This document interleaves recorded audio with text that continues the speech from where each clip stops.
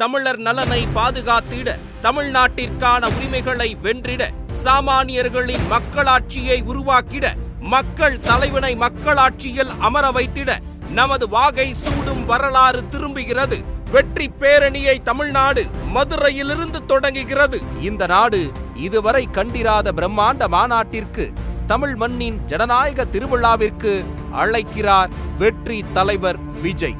வெல்லப்போகும் காலத்திற்காக பிரம்மாண்ட கட்டமைப்புடன், கழகத்தின் உறுதியுடன், ஒட்டுமொத்த தமிழ் மக்களின் ஆதரவுடன் நாம் அனைவரும் திரள்கிறோம். நம் மாநாடு பிரம்மாண்டத்திற்கு இணையாக தலைவரின் அறிவுறுத்தலின்படி மிக மிக கவனமான பாதுகாப்பு வழிமுறையில் நடைபெற உள்ளது.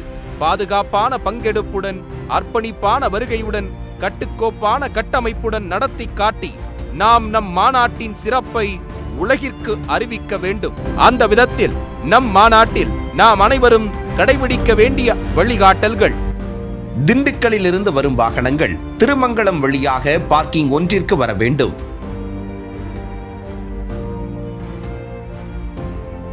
தேனியிலிருந்து வரும் வாகனங்கள் திருமங்கலம் வழியாக பார்க்கிங் ஒன்றிற்கு வர வேண்டும்.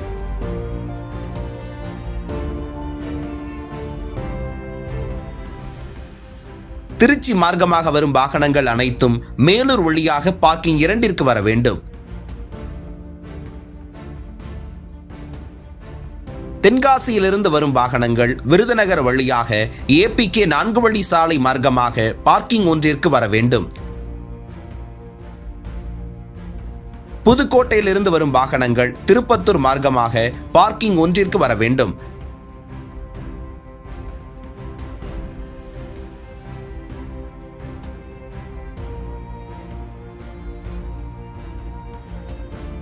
ராமநாதபுரத்திலிருந்து வரும் வாகனங்கள் பார்த்திபனூர் 4 வழி சாலை வழியாக வந்து APK 4 வழி சாலை மார்க்கமாக பார்க்கிங் ஒன்றிற்கு வர வேண்டும்.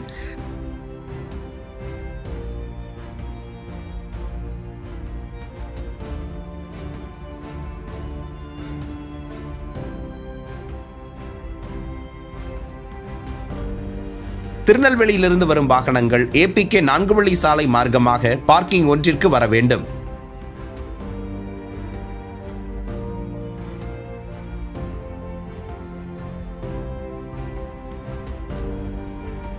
நெடுஞ்சாலையிலிருந்து மாநாட்டு பந்தலுக்கு வரும்போது ஒரே திசையில் இருக்கும் 7 நுழைவு வாயில் வழியாக மட்டுமே மாநாட்டு திடலுக்குள் நுழைய வேண்டும்.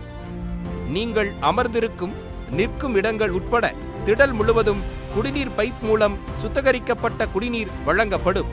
மாநாட்டு திடலின் இரு பக்கவாட்டிலும் மாபெரும் எல்லை பாதுகாப்பு சுவர் அமைக்கப்பட்டிருக்கும். பாதுகாப்பு எல்லை சுவர் அமைந்திருக்கும் இரு பக்கங்களிலும் மொத்தம் 20 மருத்துவ முகாம்கள் தயார் நிலையில் இருக்கும். அனுபவம் வாய்ந்த மருத்துவர்கள், செவிலியர்கள் குழுக்கள் காத்திருப்பார்கள்.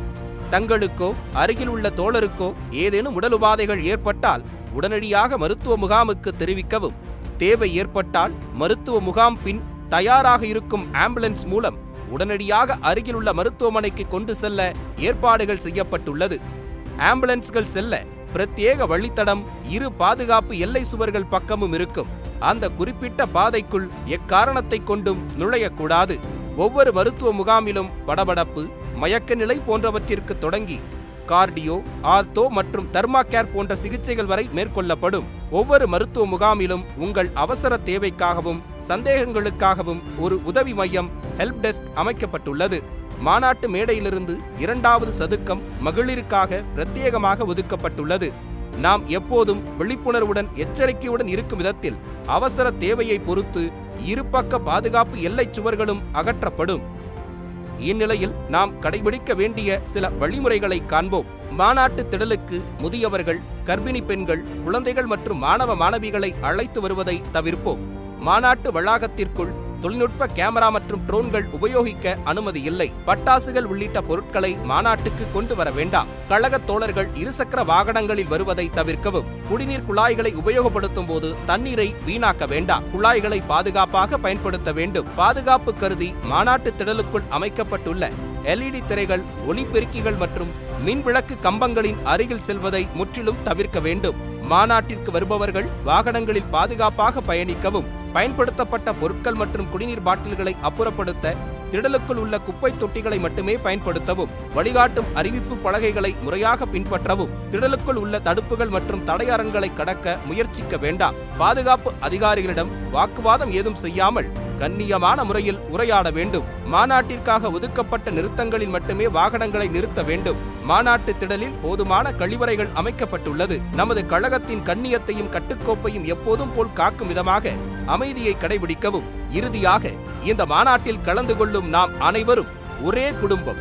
நாம் ஒருவரை ஒருவர் பரஸ்பரத்துடனும் நமது தோழர்களை அக்கறையுடனும் கனிவுடனும் பார்த்து கொள்ள வேண்டும். குழாய்களில் பிடிக்கும் தண்ணீர் முதற்கொண்டு தாமாக முன்வந்து கொடுக்க வேண்டும். நாம் ஒரு குடும்பமாக நமக்கான அரசியலை நமக்கான தலைவருடன் சேர்ந்து வென்றெடுப்போம். வெற்றி வாகை சூடுவோம்.